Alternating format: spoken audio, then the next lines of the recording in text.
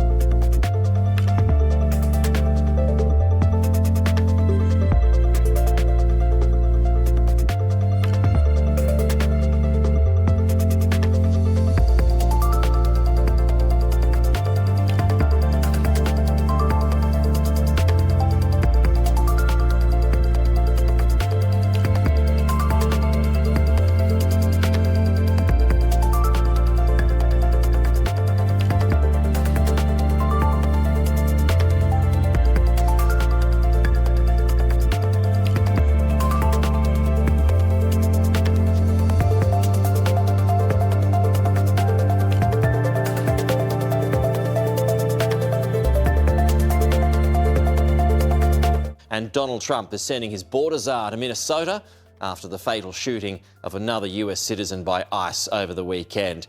And we'll start there now because some Republicans are now calling for an investigation into ICE tactics in Minnesota after the fatal shooting of an American citizen.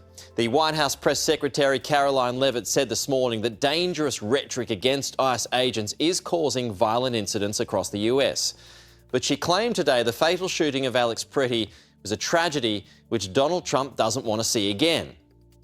President Trump does not want any Americans to lose their lives in the streets of America and in American communities across the country. He believes what happened on Saturday is a tragedy, but every life is equal to President Trump. So as I said, the White House has announced today that US Border Czar Tom Homan will be taking over immigration enforcement operations in Minnesota. Mark Stone has more now. Tom Homan was designated the immigration czar, the border czar, by Donald Trump at the beginning of his administration about a year ago. And he has done a lot in order to sort out the immigration, the illegal immigration, the crossing of so many people over the southern border. He, though, over the course of the past few months has been somewhat sidelined. There's a bit of a power struggle going on in the White House, and Kristi Noem, the Homeland Security Secretary, has taken the lead role in terms of what's been going on here in Minneapolis and in some other Democratic parts of the country as well.